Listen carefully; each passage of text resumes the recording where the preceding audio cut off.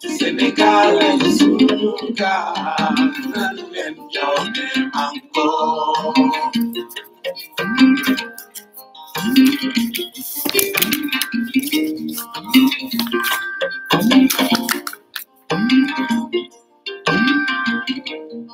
Senegal is Sunuga, and Johnny Mango.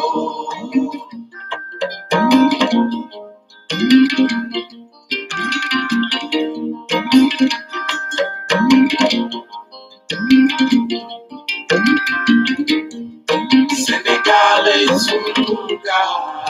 and Johnny Mango. And Johnny Mango.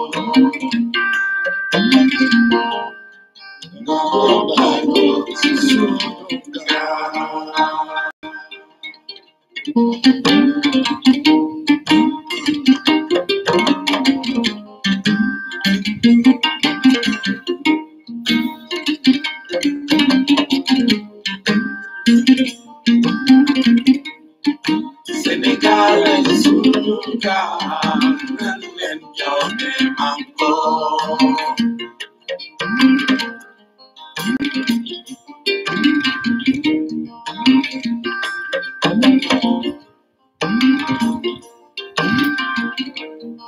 Senegal is Sunuga,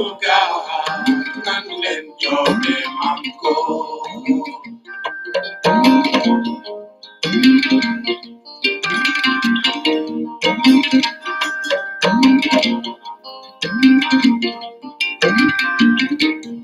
Senegal is Sunuga, and Johnny Mango. And Johnny Mango.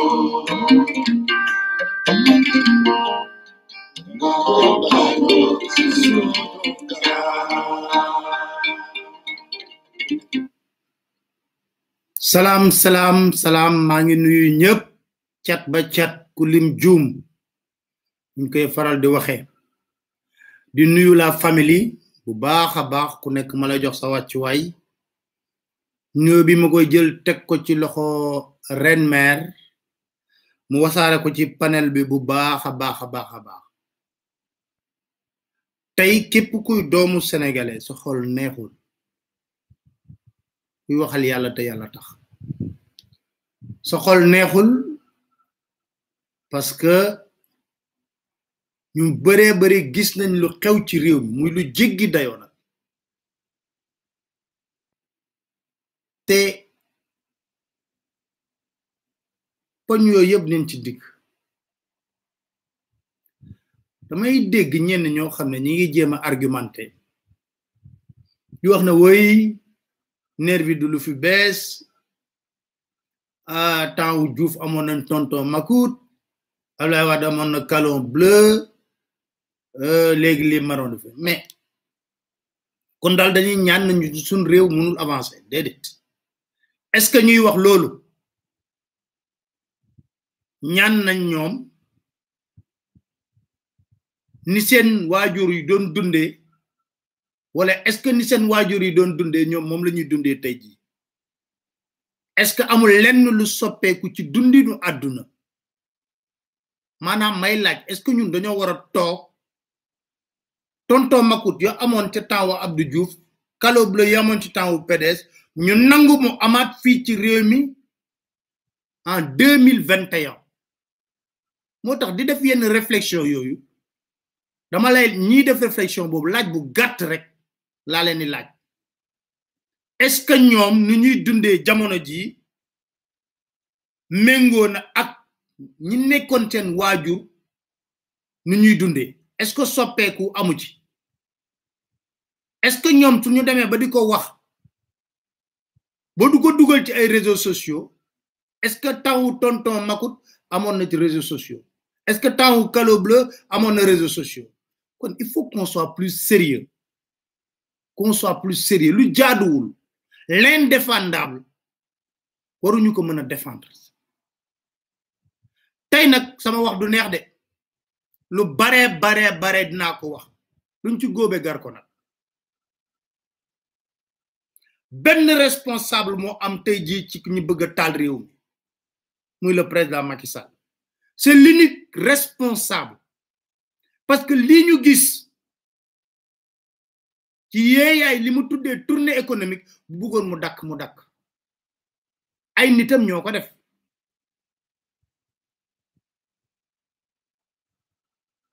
et là je prends à témoin les chancelleries. Vous êtes les plus informés, les plus renseignés au Sénégal. Vous-même, vous constatez que le président de la République, Macky Sall, aujourd'hui ne compte plus sur les forces de sécurité et de défense, mais plutôt sur des nervis, des tontons macoutes qui tabassent le peuple sénégalais. Vous avez tous les éléments de renseignement nécessaires. Arrêtez de nous dire, oui, nous voulons la paix, la stabilité au Sénégal. La paix doit se baser sur la vérité. Si tenter est de croire que c'est une paix qu'on veut pérenne et sérieuse.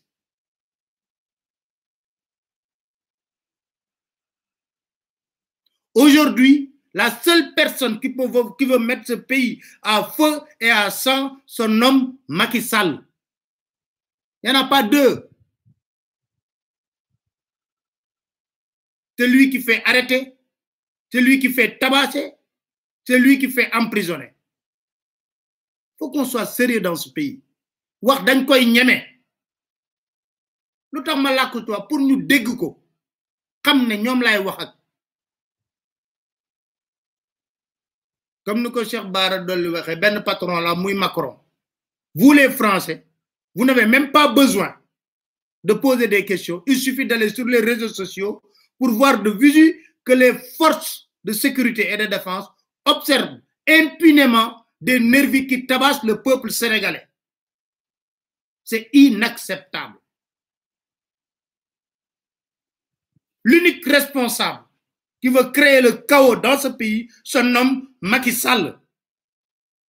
Même le titre de président, est-ce qu'il le mérite? On se pose la question.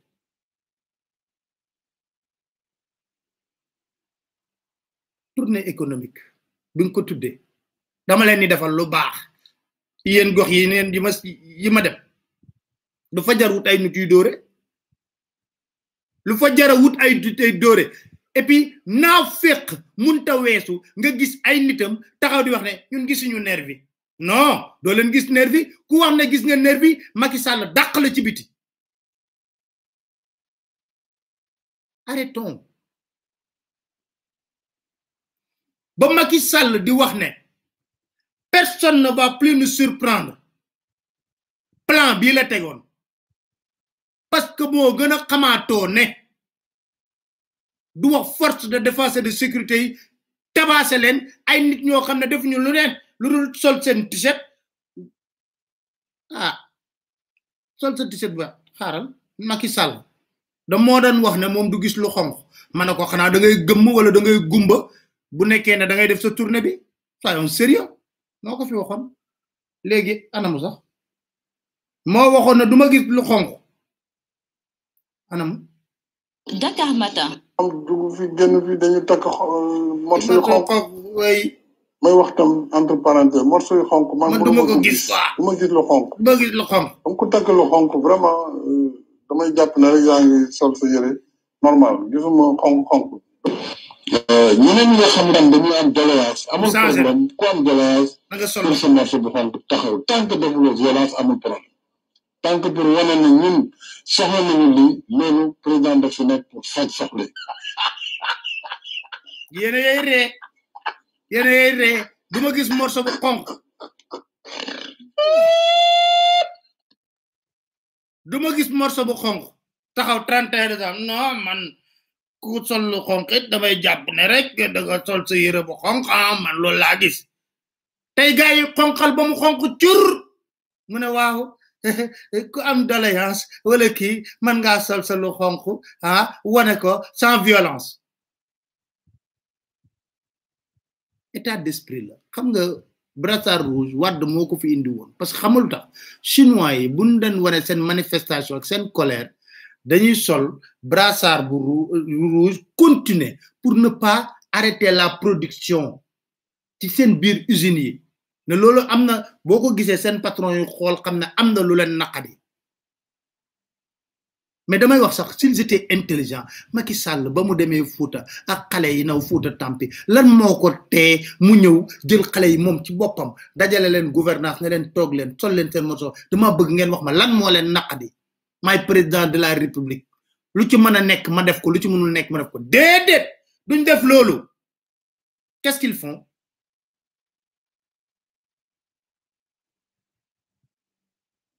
jël seeni animaux sauvages tous les nervis sont des animaux sauvages parce que li ñuy def yépp mbaam àll koy def li ñuy def lépp laa la wax nit du ko def xam ngeen ne yàlla na ko yàlla yërëm kenn du ñaan bakkan bu rot mbiru Barthélémy Dias boobu ne bakkan rotu fa tey ji ku perte ay njabootam ñu koy ñaanal yàlla xare ko aljanna ku perte loolu tax may wax ne mais nervis animaux sauvages sax leen tane sont pires que des animaux sauvages te xam nga nu ñuy def bu ñu dem Fuuta nervis Yoff nervis beneen gox Pikine la ñuy jël yóbbu Fuuta bu ñu dem Pikine jël beneen nervis ñoom dañoo foog ne ñoo gën a muus nit ñi mais li ñu def yëpp xam nañ ko ay photo nervis yëpp envoyé nañ ñu ko ñu dugg seen oto di ree di ne dañuy kii ma ne leen mais yéen gor ngeen jàmm pire animaux sauvages pire ngeen boo leen gisee ni ñuy dóoree nit ñi di leen gaañ tey nag pattaaral ji mënuñ ci d'accord de moo tax suñu maam yi suñu kilifa diine yépp laa wax nag woo nañ leen ngir lan ñu wax jàmm buñ ko bëggee day lalu ci kaw dëgg mais dafa yomb torop nga fekk ponkalu mam yàlla jàpp xale bu ndaw di ko dóor nga dem ci xale bu ndaw bi di ko muñal toogal te bañ a téye loxo ponkal bi nga bañ a téye loxo ponkal bi bàyyi ko moom muy def parce que réew mi tey jii fu mu toll ci yàqu-yàqu l'unique responsable est le président Macky Sall amul keneen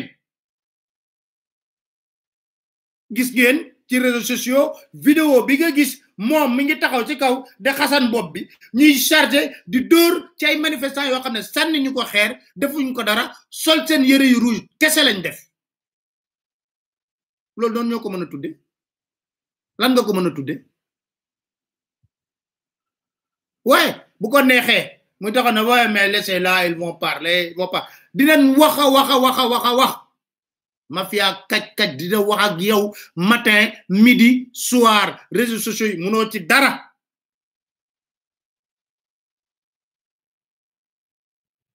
c'est scandaleux il faut que dama ne képp kuy kilifa fii ci réew mi jaadu na jamono yii nga yëkkati sa kàddu wala ñu la jege wala la xew ci réew mi ne leen kii ba réew mi tàkkee ngeen den wutal jàmm moom ci boppam moo bëggul jàmm kan moo am alal ju mën a recruter loolu yëpp ci nervi bu nekkul ñoom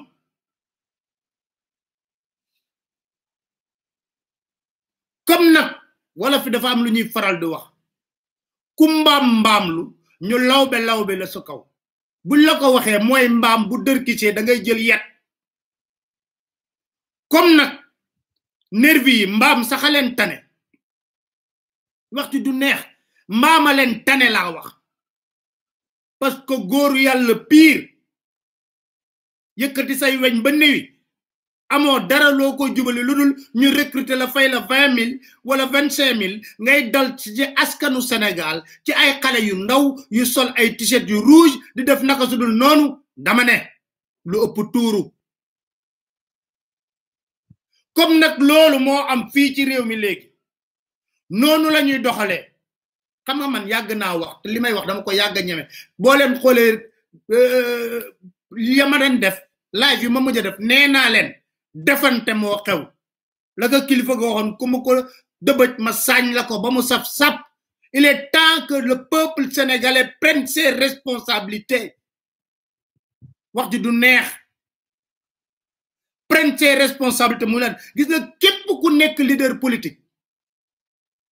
di def tourner wala yoyu sa bakkan mi ngi so xoti gerte gis ngeen gi Mari Sagna lu mu dal Malikunda song nañ ko gendarmerie di setan ay nervi dal ci ko am xoti yerem kepp ko suuf mané gendarmerie tok di setan amna wala amul gis ngeen réseaux sociaux yi désormais nak le peuple doit prendre ses responsabilités parce que boko waxé ñuy wax né non oui xama dëkk bi jamm la mais Sénégal xam nga lan lañuy sikkel ki fayu mais ku door mom dañ né pat pataral lolu mo jaaduwul mo fi wara jeex fi seules les forces de défense et de sécurité ñoo fi am le monopole de la violence légitime mbam all yi nga xamné ñom ngeen jël recruter len ñuy mbamlu mbam saxalen tane parce que mbam dañuy xamné mbam la waye nit ku nekk mbam mom kenn xamul no koy tuddé ay animaux sauvages lañ bu len parqué won jour an kenn du wax dañuy dem sétane len parce que sen taxaway ak sen defit mo nuro nonu wax ju mënul neex comme nak ay animaux sauvages lañ ko sékk ben leader bu minimiser sécurité zone yi ngeen fassiyene dem armez-vous comme ñom buñ yoré yet ngeen yor barre de fer comme ñom parce que xamalal la comme ñoo woté defante police ak gendarmerie di sétane waron atté police gendarmerie di sétane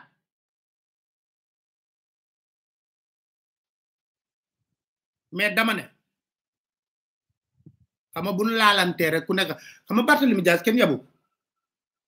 attaqué won nañ ko fi ci Centenaire waye ñako attaqué won Centenaire dafa jël karangem dakalen bañ dugg bir Medina mu tassaré fépp fofu comme loolu lañ xam ay mbam all lañ loolu lañ xam dañuy armé wu seeni nit bu leen di ñew di leen téru timit nañ jël seen matuwaay yépp bu nervi dalé seen kaw xex bi jolli xam nga bokay wax légui ñu wax né wey Pape Alé dingil lim wax wey Pape Alé li Pape Alé néna appel les gens mais yeen ku fi nervi ray ya perte sa njabota perte du justice su Macky Sall moy def lenul tollu ci tarfatul ay ni contre ça amul japp len fi nervi ngeen yobbu ngeen xol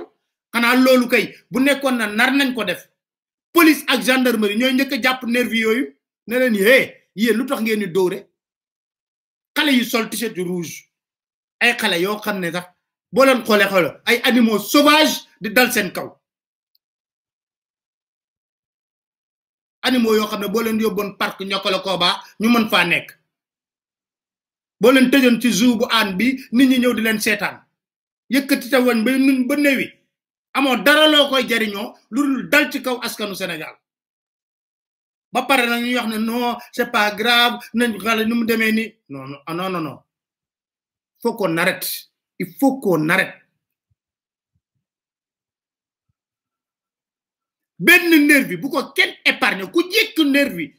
parce que nervi bu la jekko toroxal la ku jekku nervi toroxal ko ba mu yegg né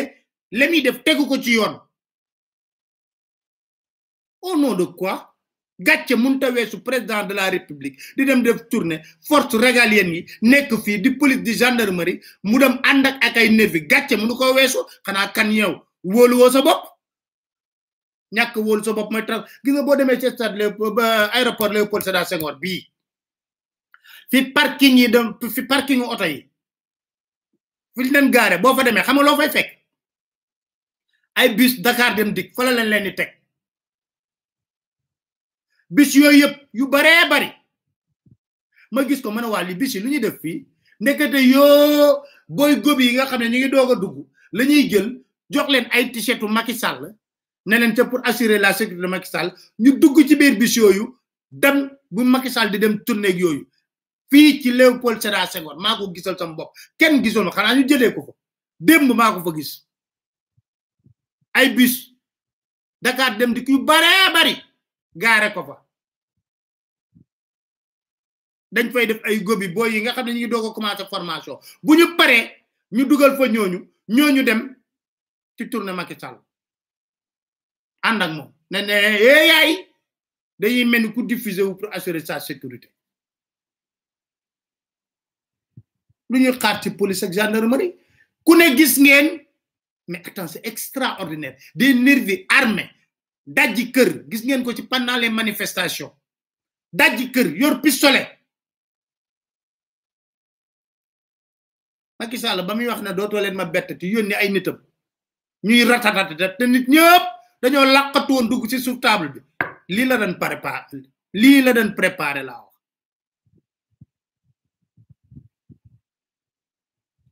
Fouta ñepp gis nañ ko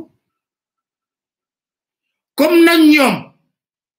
xam nga nak république pour nga gérer ko fu nga am xel la wax de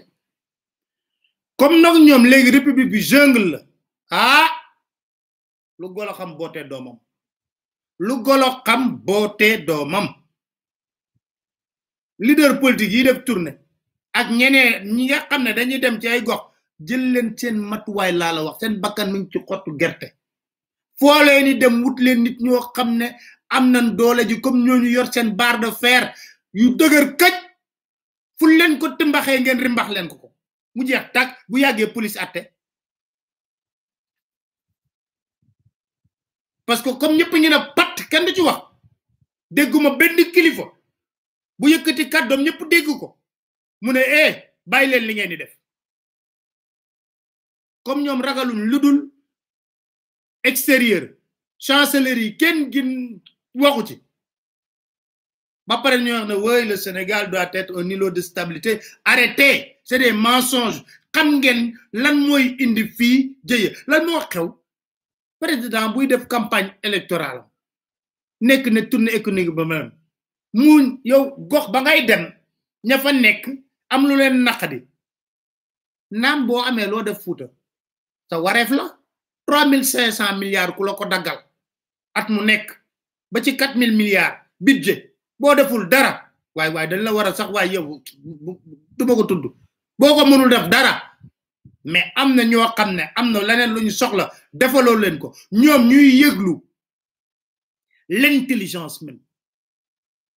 commandé nga ne bon xaar pour montrer que ma njaboté ñep xalé yi di yeglu na fa yoni diw ne len bon ci bir tournée bi bëgg na len recevoir waxtaan ak yeen ngeen wax ma lan mo len naqari parce que leader yi ngay wax ak ñom ñepp de Racine Sy neena transporté wul ben militant wante ay ben nit waye neena ay adversaire am def nañ ko def nañ sandu moko avoué né adversaire am fay nañ te ñepp xam nañ lolu transporté nañ ay nit yu dem ba fofu pour accueillir le président de la république wa président bu defaron Fouta bam na boy Matam ak Podor dina boy dina soxla ay nit yu wara déplacer pour accueillir ko sur place kumi nax bopam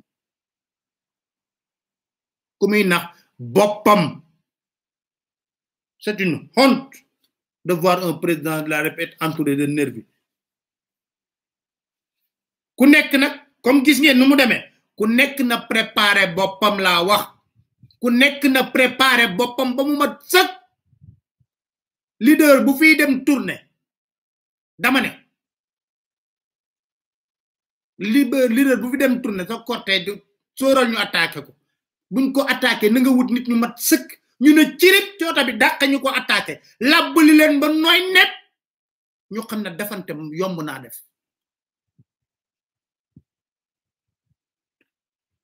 nervi bu fi def loolu nit ñu fexe wax xam sa kër lakk sa kër looy wax doo lor sa njaboot photo nervi yaa ngi nii di circuler ci ñëpp ko gis vidéo yi ñëpp ko gis ñu xam la wóor na ma sa waa seen waa kër xamuñu ci loo nekk xale yi def expédition punitive dem sa kër lakk ko wala faagaagal kenn ku sa kër looy wax doo lor sa njaboot animaux sauvages discours féministes boobu ñuy wax man bokkuma ci non bokkuma ci te duma ci bokk nee naa leen ñaari nit bu ñuy xeex booy atte dëgg da ngay wax ñaar ñëpp da ngay xool ku tooñ nga ne ko ah yow mi yaa tooñ yow mi lañ tooñ baalal yow mi tooñ jéggalul waaye nga gis ponkal fii tey jii kan moo mën a def saay-saay yëfu saay-saay yi ñuy gis ni lu dul nguur ban opposant wala benn personnalité société civile moom capacité jël ay nervi di dal ci ay kaw nit xalaatuñ ko buñ ko defoon procureur na leen niip da ngeen dégg procureur wax ci ku ko fi defoon laa la wax ni doo laal suuf mandat de dépôt immédiat alors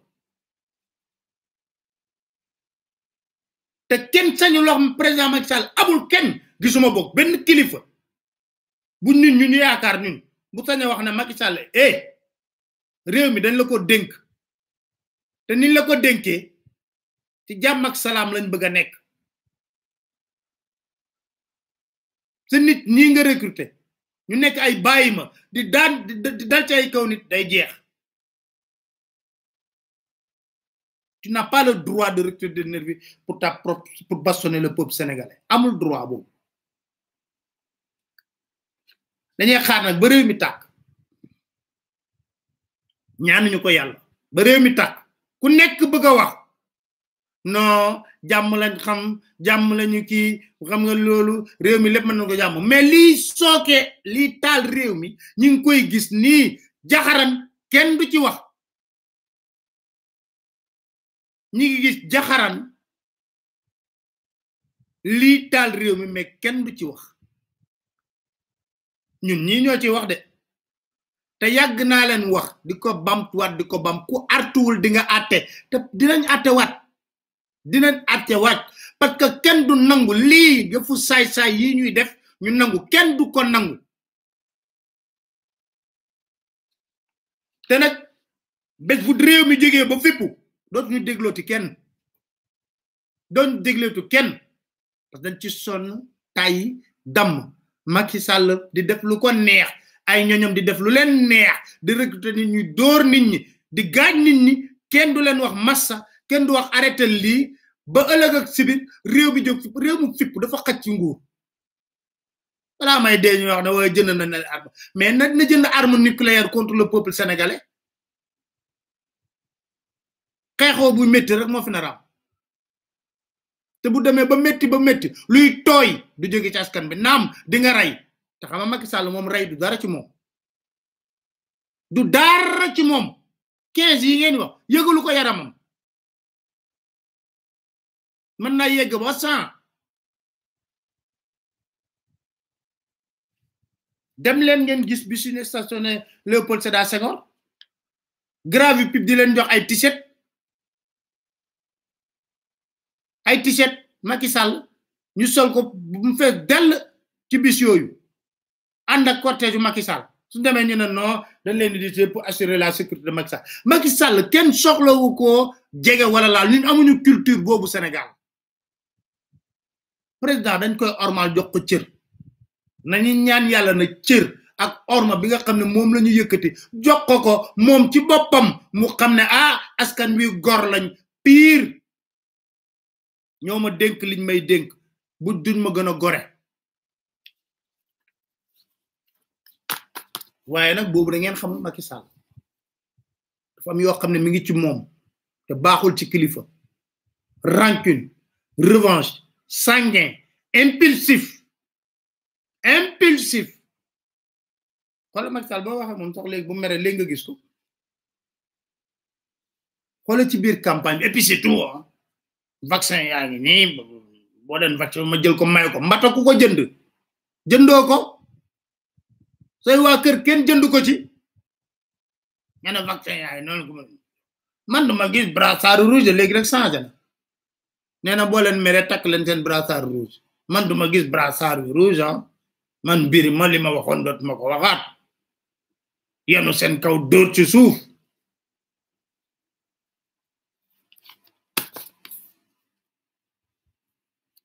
ñu ñëw ci beneen mbir mi muy le départ du général Jean-Baptiste Tine lu ne niñ ko ci wax lu ne niñ ko ci wax mais boo xoolee décret bi rek décret bi boo ko xoolee rek xam ne Macky Sall ci mer la ko bindee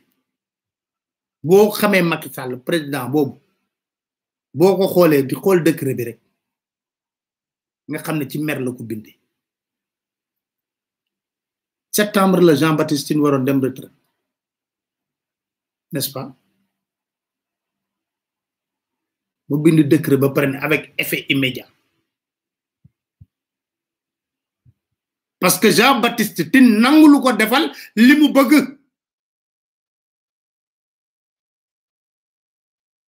mais kenn gënu xam Jean-Baptiste Tine Macky Sall y a une histoire entre ñoom ñaar Jean-Baptiste Tine ba muy xam Macky Sall traversé désert la nekkoon c'est son épouse Seynabou Kor journaliste RTS mooy jabaru Jean-Baptiste Tine ba Macky Sall nekkee premier ministre Seynabou Kor moo nekkoon conseiller en communication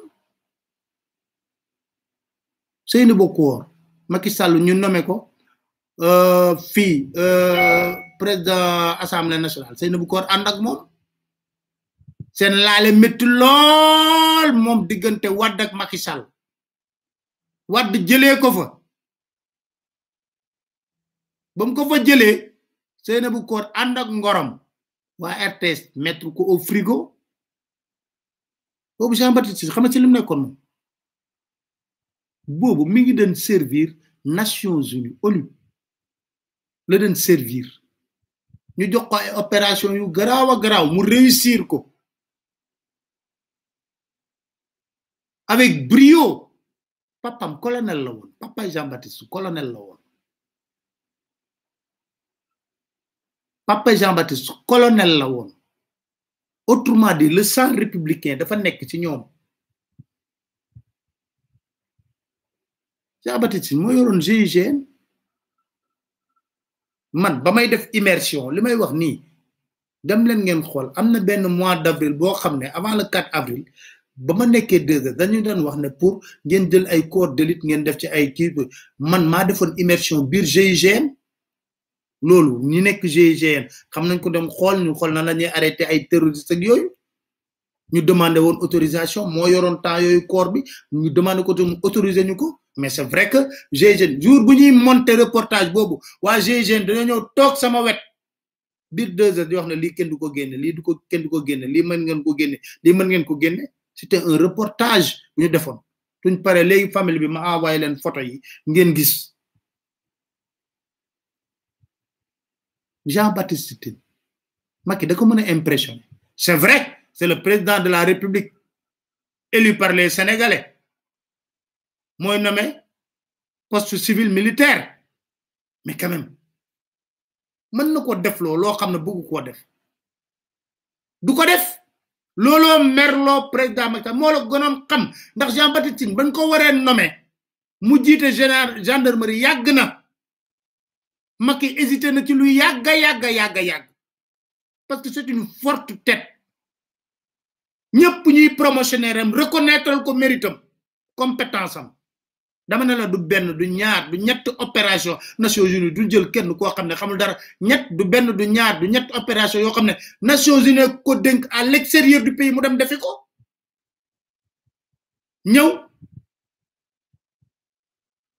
Seynabou Koor lu ko booleeg Macky Sall bari na mooy soxnaay Jean-Baptiste Tine militaire dans l'âme inventé woon nañ ko fi benn histoire sax di ko ci takal ak benn Cameroun damay fàtte turam mujjul fenn il a tenu tête gis nga temps yi manifestation yi métti parce que wax dafa jot manifestation yi métti lool il a intimé l'ordre ici à Dakar que gendarme yi nga xam ne dañuy dem sur le terrain bu ñu armé wu pour xam nga lan éviter lan tiit rey nit fenn le gendarme rey ay nit et foofu c'est une zone militaire Bignona la ca des ñëpp ñi ñi rey police la ba mbiri tàngee ba tàng ñuy réunion biir palais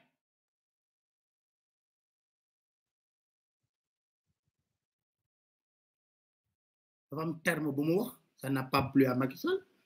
pause évaluation donc monsieur le président vu la situation il faut ñu def pause évaluation xool maîtriser la situation ça déborde une pause évaluation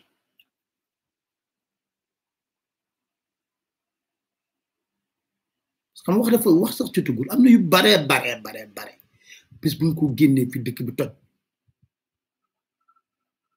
Monsieur Macky Sall, tirez. Police, la police n'avait même plus de grenades lacrymogènes pendant les manifestations. Moo tax ñoo ëpp lu ñu rey gendarmerie moo leen jox grenade lacrymogène. Gendarmerie moo jël ci grenade lacrymogène jox police.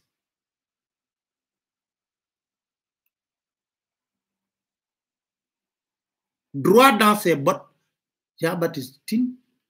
ñëw toog liñ ko bëgg a defloo du ko nangu wax naa leen fii ba le passé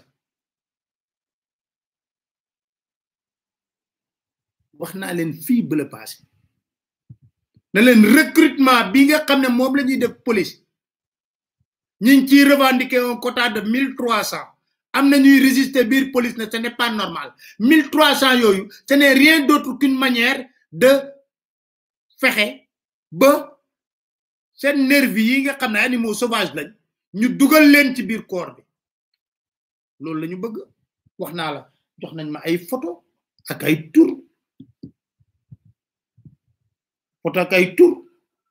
ba pare ñooñu boo xoolee ci loo bi ñu ngi ci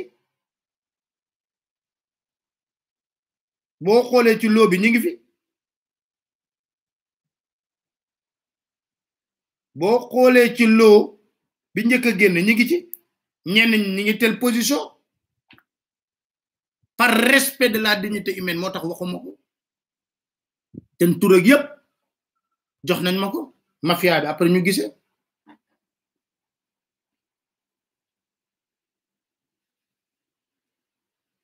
il a tenu tête au président de la République parce que xam nga les gens ne savent pas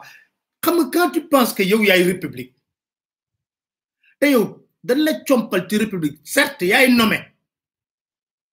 pour civil et militaire mais dañ la compal jox la doole jooju ñu jox la doole jooju armée parce que la gendarmerie fait partie de l'armée armée police gendarmerie ku nekk da nga am wareef défendre le peuple sénégalais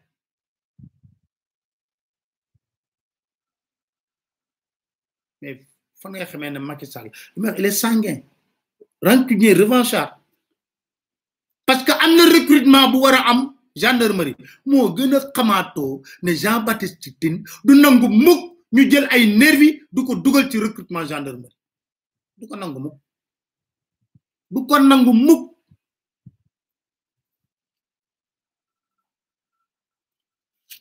du ko mësa nangu parce que nak Macky Sall neexul ba neexul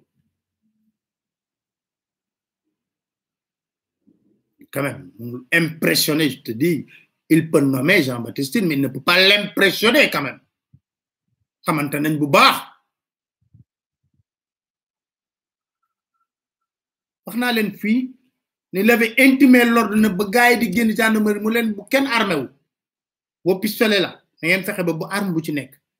parce que bu ngeen tirer rey ci ay nit utiliser les méthodes yi leen jàngal pour le maintien de l'ordre ba faire jaxaso mu ne il faut une pause évaluation pour xool ban conduite la ñuy am nervi yi ñëw mu ne nervi du fi dugg Vraiment qui n'aime pas qu'on lui dise la vérité, tenir tête, mais lui dire la vérité. Comment on peut prendre nos forces et défenses de sécurité, dougal ci ñoo xamné janguñu la ca teggu dafa tegginu duma ko wax xamuñu dara. Comment?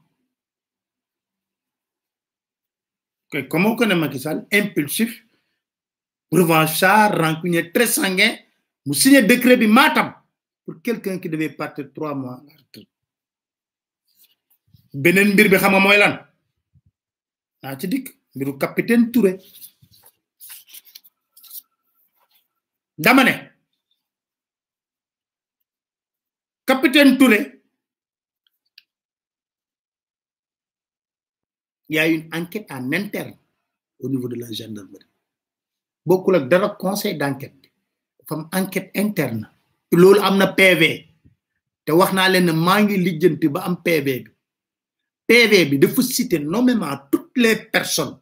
haute autorités yi nga xam ne ñoom ñëpp dañoo bokk ci complot bi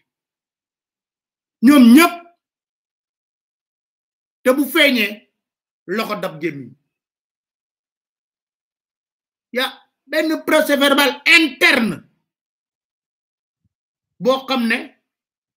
Jean-Baptiste Tine moo ci d'accord pour nous mener enquête, situer les responsabilités sur ce qui s'est passé. Parce qu'il y va de la crédibilité de la gendarmerie.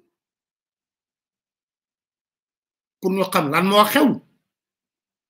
Comment se fait-il qu'une simple plainte pour viol mu am ay ñu ci dugg ci biir section de recherche di saga di wax wala lii ak lii ak lii ak lii c'est normal. Que nit ku ne yap nañ ko violé nga porter plainte gendarmerie jël ñu war la preuve le dossier est à la justice hein loolu tax ma la daan wax ne wax ci moom bari wax la dossier bi ma nga justice nan xol ba xam justice nan lay mujjé ak dossier bobu point ni ko papa yi soxna Adji Sarr waxé nañ bàyyi lépp ci loxo justice comme ñu nit non lañ koy taxaw suñu yoon new dootuñ ci waxati para nañ ci di leen ci waxati nak xam moy lan moy PV bi may wax te PV bobu PV bu grawa. Ça n'a rien à voir avec le PV des auditions. PV pour situer les responsabilités de chacun, ni piloter le dossier du début jusqu'à la fin. C'est la ilaha illallah. Amna ñoo xamné setuñu ci Macky Sall le PV bobu gisuko. Conseil d'enquête bi statué ci capitaine Touré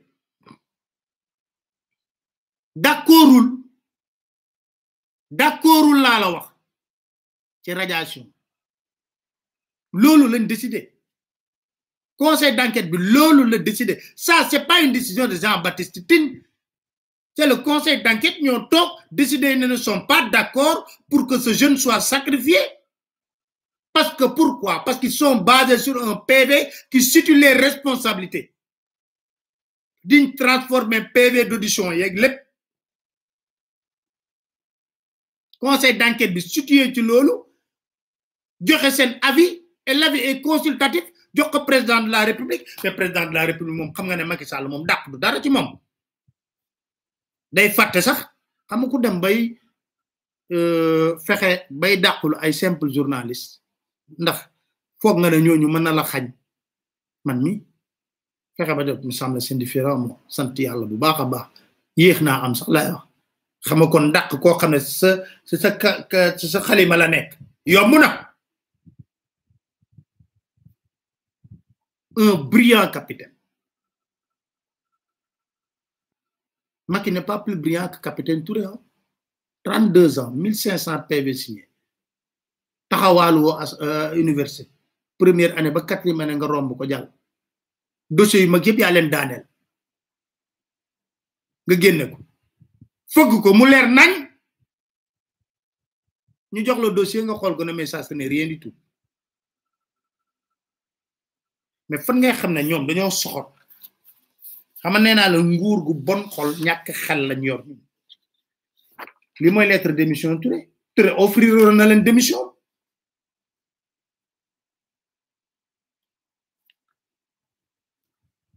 Le capitaine Oumar Touré matricule OA officier adjoint à la section de recherche à monsieur le président de la République du Sénégal. Objet offre de démission. Loi 62-37 du 18 mai 62 fixant le statut général des officiers d'actifs et des forces armées modifié par la loi 65-10 du 4 février 1965. Je sous-signe Oumar Touré, capitaine matricule OA officier adjoint à la section de recherche, offre ma démission du grade et de l'emploi dont je suis pourvu dans la gendarmerie. Je déclare en conséquence renoncer volontairement et d'une manière absolue aux prérogatives attachées à sa grade et à cet emploi et demande à me retirer à mon domicile suisse à Kounou Dakar. Xana ko waxone kay day démission mais duñ ko def xam buñ ko defé lutax duñ ko nangul démission bi gatchale ci ñom et ils se disent que c'est une bombe parce que le capitaine Touré nek était au cœur de l'affaire xamna ci lu bare bari dañ ne wu boy bi boko bayé mu dem bombe la xana ko non day démission nga né non faut ma wan ci sama doolé ma koy radier. Conseil d'enquête bi dafa statuer tok wax ci capitaine Touré na len non le gosse dans ce dossier même s'il a fauté purgé na peine waruñu ko radier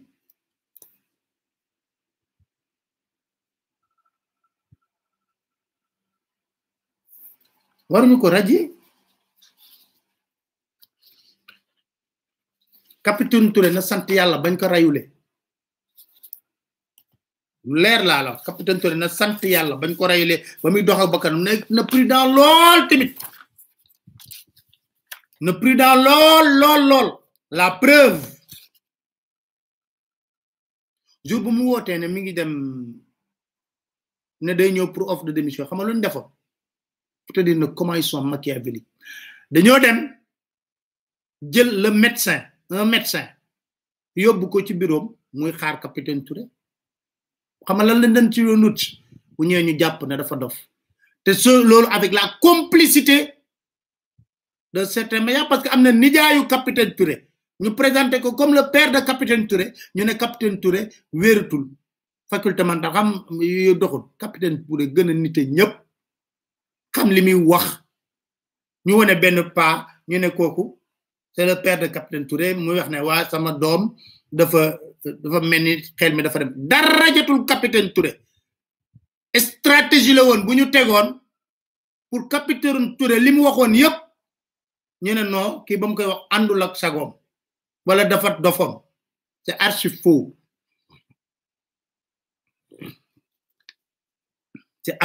dara jotu ko bamu yégué lolu bu ñewon fofu cirp lañ koy jël yobbu ko né dañ koy internet wérul capitaine Touré leen gëna wër yoon ñëpp ñi ko jappé dof mi ngi wut garab yu leen fajé wëy légui nak Sénégal dafa neex quoi comme on est dans une république véritablement en déliquescence nervie qui surveille le président de la république yoyep mo fi nek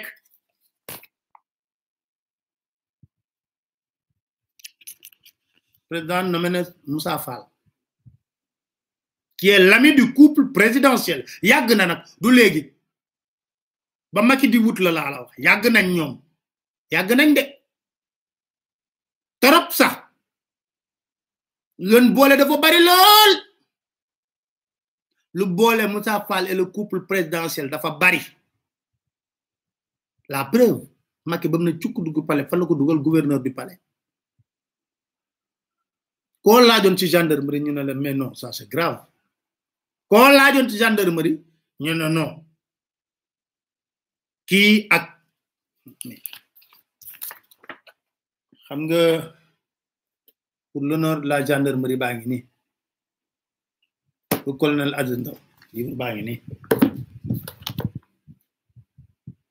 xam nga moom laa leen fi génneloon benn live ne leen li ñuy wax capitaine Touré am na lu gën a garaw livre bi wan na toute la corruption au niveau de la gendarmerie yoo xam ne yëfu banditisme la au niveau de la gendarmerie nan la ko Aziz Ndaw tuddee Moussa Fall est l'arme destructrice à lui seul une bombe incendiaire. J'ai connu Moussa Fall en même temps que le général Abdoulaye Fall. Lorsqu'il a été nommé en 96 peut-être commandant de compagnie de Ziguinchor, alors que le général était lieutenant-colonel. Commandant de Légion Sud, leur magouille et malversation les ont liés, justifie ce destin commun et cet esprit de prédation qui qualifie l'ensemble de leur action. Le général a une confiance totale en Moussa Fall et Moussa est capable de tuer pour ses intérêts et les intérêts du général. Lu garaaw lañ nettali woon à l'époque sur le gouverneur du palais Abdoulaye Fall rek laa ci fàttaliku général moom lañ neme woon ambassadeur ba mu jógee gendarmerie affaire bi ba mu amee portewul plainte deful dara dafa démissionné rek ci poste et lan lañ waxul woon Moussa Fall fii autrement dit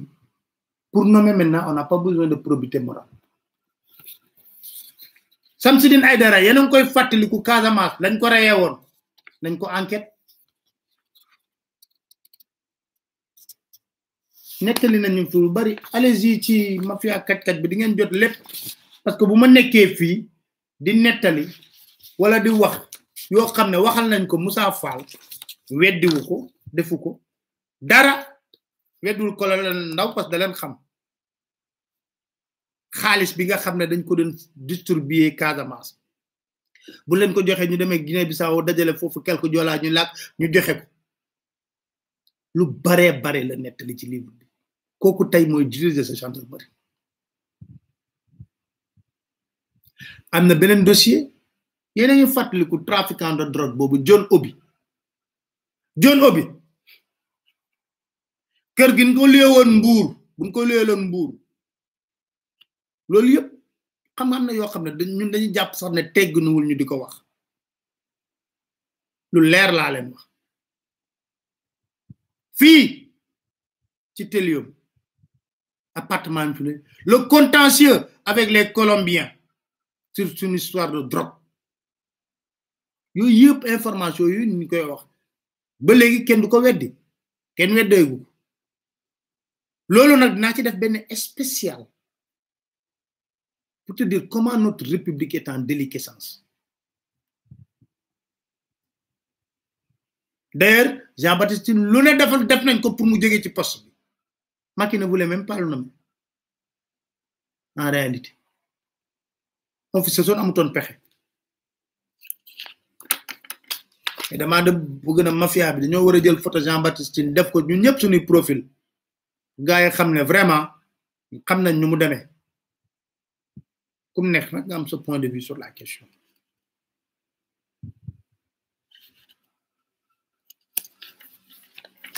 Macky Sall moo la gën a xam kuy Moussa Fall moom ci boppam moo la ko gën a xam ni mu capable ak la man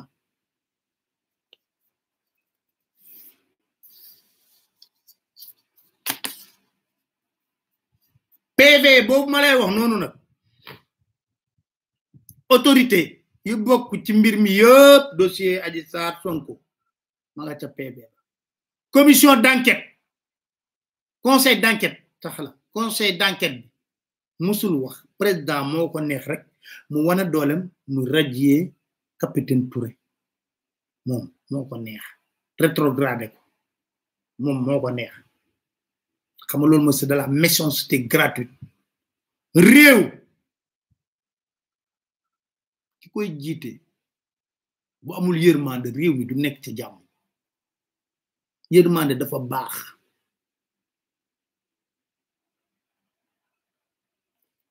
PV boobu lépp luñ mën dinañ ko def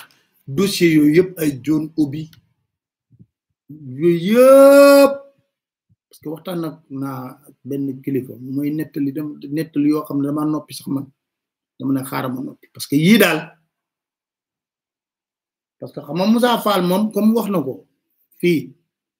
nee na Moussa Fall est capable de tuer pour ses intérêts et les intérêts di général Aziz Ndaw moo ko bind ci livre am bi de damay bañ génn fi mu dóor ma bal wala mu yónnee ñu dóor ma bal mais nag du ragal de ragaluñ de buñ waree wax den wax li ñuy lijjanti buñ ci jotee yëpp du si teg lañ koy def teg ñun nag jaroon ñu ñuy sonal duñ bàyyi fii dara fi ñuy waxee pour mu leer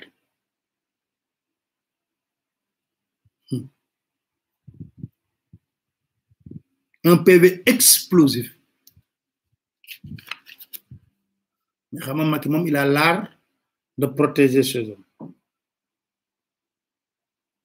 d'ailleurs président dama lay laaj dégg naa da ngay tabax kër Maroc kër gu bakkane damay laaj de dégg naa da ngay tabax kër Maroc ñu ma envoyé ay dossier ci loolu benn kër gooy tabax Maroc bon à suivre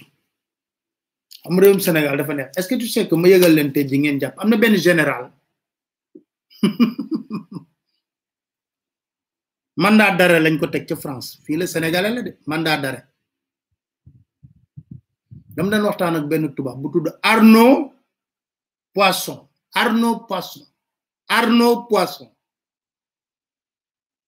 parce que nee naa leen man buy taw du ma fobeere doon waxtaan ak Arnaud Poisson mu tuddal ma général bi na ma mandat d'arrêt bu duggee France dañu crip lañ koy def ci ñaaw teef yi nga xam ne def na ko jëm ci mbirum hélicoptère bu président hélicoptère nu tudd Agosta voilà Agosta noonu la hélicoptère bi tudd Agosta voilà xam nag suñu demee ba suñuy généraux ñu leen di def ay mandat d'arrêt am na wala amul xam naa daal dil la woon bu réerëy tubaab boobu ci la bokkoon Arnaud Poisson ku moom en bi mu leen yoreel bu ko sottee réew mi toj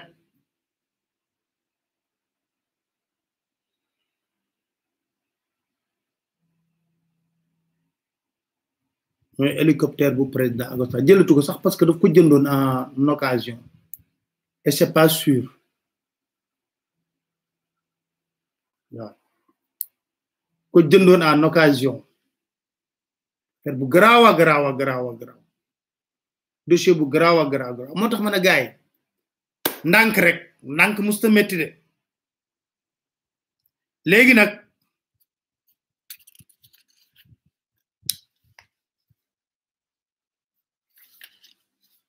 comme li ma waxoon rek dañuy jeexal ci benn mbir parce que man ñoom léegi seen mbir tuutee ma ci day parce que dama dégg Madior Fall Ismaïla Madior Fall xam nga waxoon naa leen fii ne leen buñ rendee seen bopp sax duñu dee ñoom buñ rendee seen bopp laax duñu dee te je me pose la question ak sa ndoxu sebet dawul seen yaram du deretay daw seen yaram dama dégg Ismaïla Madior Fall mu ne lan c'est très compliqué l'histoire du troisième mandat ñu déglu ko ba muy wax ci générique bi nee na ñun mënuñoo lire Dakar Matin. Nul ne peut faire 2 mandats consécutifs, la constitution est claire, donc il n'y a pas de débat en la matière. Mandat bi yóbbu ko juróom-ñaar indi ko juróomi at te kenn dootu ko laal mi ngi ci biir donc amul 3e mandat amul dara ndaxte ca wàññi ba ñuy wàññi pour xam ndax ñaari mandat yi am na bii muy def nii ci la bokk donc loolu dama bëgg Sénégalais yi dégg ko bu baax amul risque 3e mandat wàññi bi bii bokk na ci ñaareel ba muy diir mooy mat bu mujj donc loolu wax nañ ko dégg bu baax. Dakar Matin. bu fi toogati ñaari mandat kese nga bëgg a def li fi xewoon nga xam ne da ngay xëy suba ne man damaa bëgg 3e mandat modifié mu ne loolu dañ koy verrouiller ci constitution bi def ko clause boo xam ne kenn dootu fi in abadan kenn dootu ko fi mën a changer loolu mooy li président gëm. Dakar Matin. Je me rends compte que les gens... Ismaïla Madior. Si les gens continuent à dire qu'il est possible que le président fasse un 3e mandat, je dis peut-être qu'on n'a pas lu l'article 27. Et notamment l'article 27 qui dit très clairement nul ne peut exercer plus de 2 mandats. Le projet de révision de la Constitution est très clair. Vous savez, la Constitution du Sénégal est très claire sur la question et ne laisse place à aucune interprétation. L'article 27 de la Constitution dit le président de la République est élu pour un mandat de 5 ans renouvelable une fois. Nul ne peut exercer plus de 2 mandats consécutifs. Je vais répéter la phrase. Très bien. Nul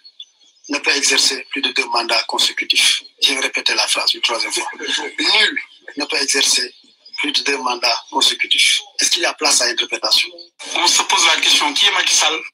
yéen a ngi dégg Ismaïla Madior moo ñu waxoon ne tey jii moo dellu soit xam nga yàgg naa la wax ne la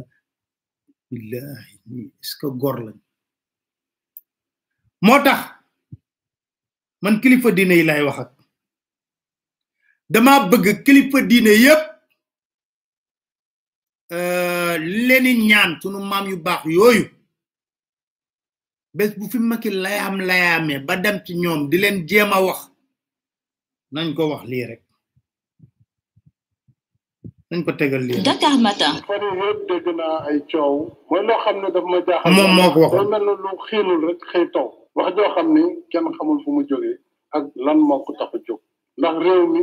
jàpp naa ni démocratie la buy dox. 2016 man maa proposé askanu Sénégal révision constitutionnelle boo xam ne dama ni mbirum mandat yi dafa war a jeex tàkk ñëpp jàpp ne réew mi kenn mënatu fi toog lu ëpp ñaari mandat dañ ko bind mu leer nañ nul ne peut faire plus de 2 mandats consécutifs xanaa kay ku jàng tubaab boo ko firilee loolu war na xam ne indépendamment référendum loi 2016 wala loi 91 dañu ne mandat bi juróomi at la benn yoon lañ ko mën a renouveler muy donc boo ko renouveler muy ñaari mandat ñu yokkaat ci leneen du koy tëj mais de toute façon kenn mënul def lu ëpp ñaari mandat yu tegale donc loolu la constitution bi wax donc loolu lu leer na man maa ngi sama benn mandat boo xam ne bu ci yàlla àndee 2019 lay jeex ci coobare suñu borom ak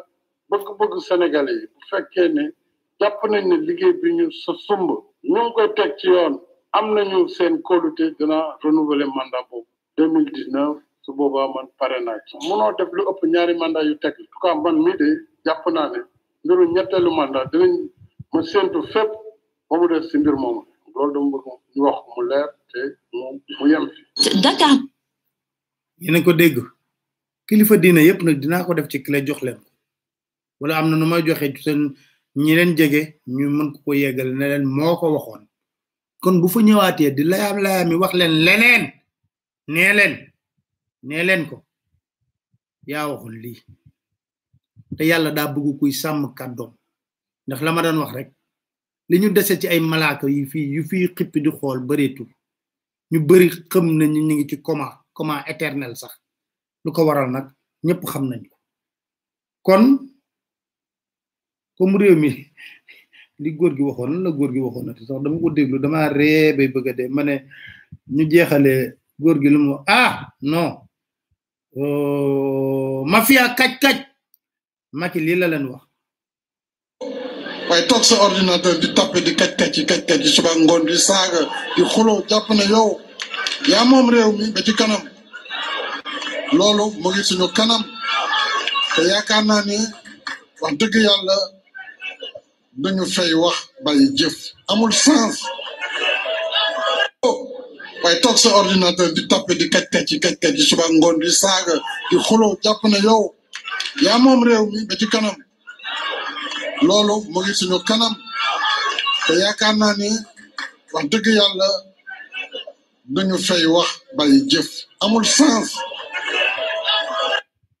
mafia kaj bi yokku leen dose bu baax a baax yokku leen dose parce que loolu rek ko tëf fi nekk nii yëpp teg na ci loxo la presse classique mafia kaj bi bu nekkutoon ak yéen kenn du gis nervi yi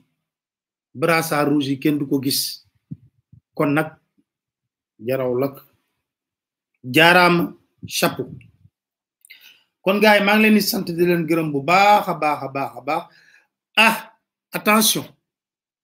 dafa am laaj bu am solo boo xam ne dama leen koy laaj ngeen may ma tegal leen benn mbir su ma leen ko tegalee nag ma laaj leen jox leen rendez-vous parce que xamul tax dafa am loo xam ne Macky da ko waxoon xaaral.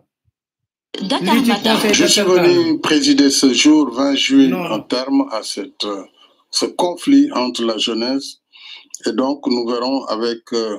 tous les acteurs concernés la mise en œuvre de cette décision importante. Les décisions importantes suivantes. Je décide de retourner le stade Assane Diouf de Dakar à la jeunesse pour Dengen mu ne day retourner stade Assane Diouf à la jeunesse de Dakar fii laa leen ko laaj ñoom lay laaj état du Sénégal est-ce que da ngeen jaayaat la desoon ci stade Assane Diouf oui ou non laaj laa def de stade Macky moo waxoon fii ne day delloo stade Assane Diouf xaley Dakar man dama koy laaj buñ ma tontoo xayrun buñ ma tontuwul man ma tontu leen te suma leen tontu nag suma leen tontu bu wér laa leen indil da ngeen jaay une partie de Assane Diouf ba dara jotutu ci ay chinois wala jaayu leen ko xuma jaay bu yàgg de lu leer laa leen wax jaay ngeen am jaayu leen jaay ngeen am jaayu leen xaley Medina laay woo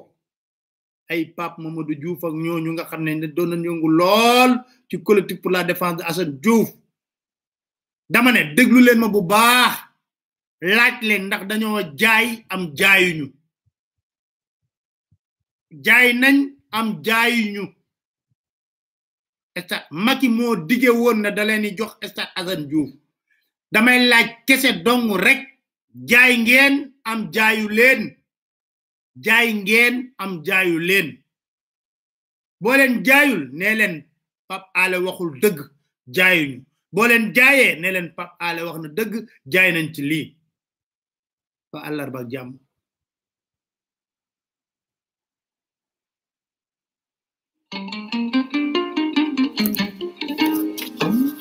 ma fi ak kaj bi nag maa ngi leen di nuyu bu baax waaye gaay sama copain jaay ngeen am jaayu leen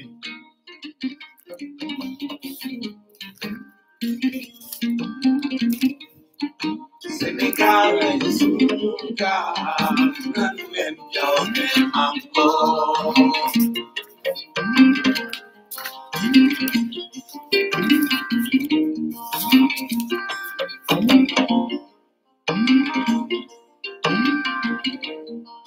Sénégalais suñu gaal nan leen joxe encore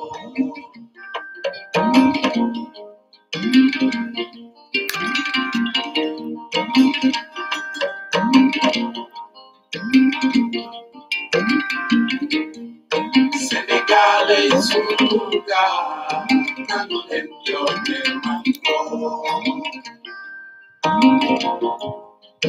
nan leen joxe encore